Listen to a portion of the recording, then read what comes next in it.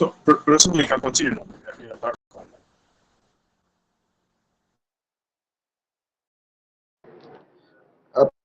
Bro, but Joshua, I'm in a better place now. okay. Well, can you just hold on a little for Rasul since he's already started?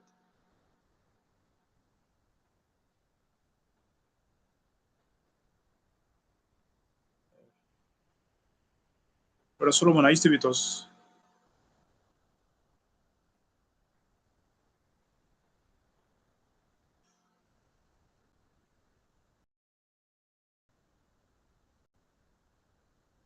Looks like Brother Solomon is not here. Perhaps he's having some network issues.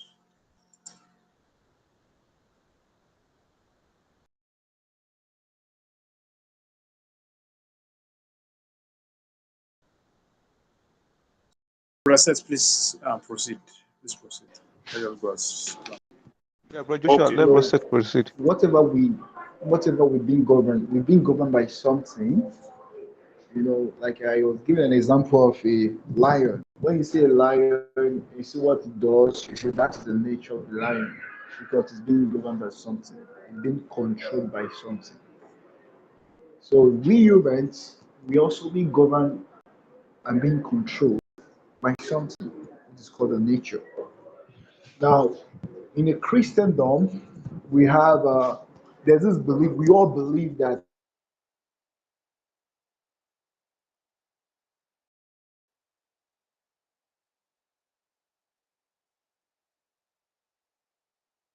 that when Paul said in First Corinthians chapter 5, verse 22, yeah, that is the placement. That's what they go through. But if you understand the context, the scripture from Genesis to Revelation, you understand the concept. You understand where it actually controls what. Now, in this placement, we have an hierarchy because the top notch is what actually do the controlling. You know, we have how it is being controlled, what control. For us to understand these things, we need to understand which one has more power.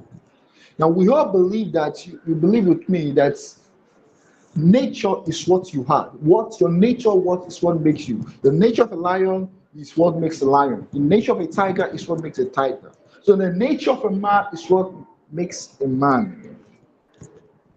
Now, we've talked about I spoke about what the body is, your feel, your sight, your smell,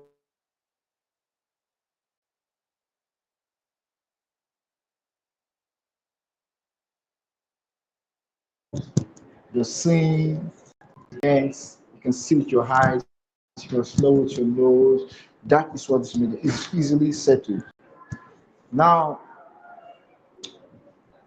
the problem in the Christendom, which is generally accepted, is on the placement of the spirit and the soul.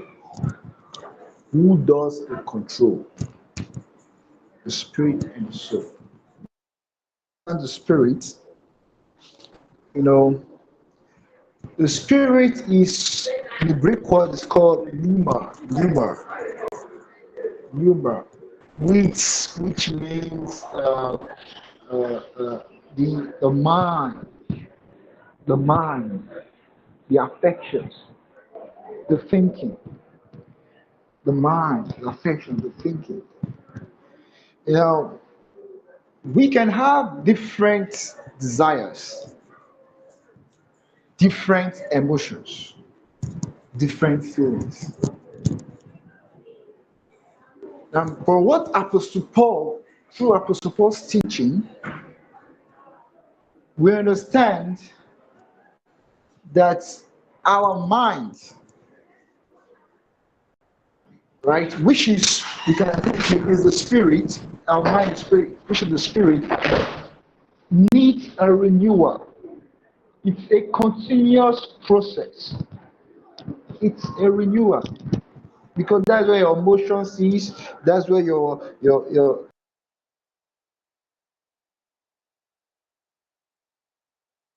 affection sleep. That's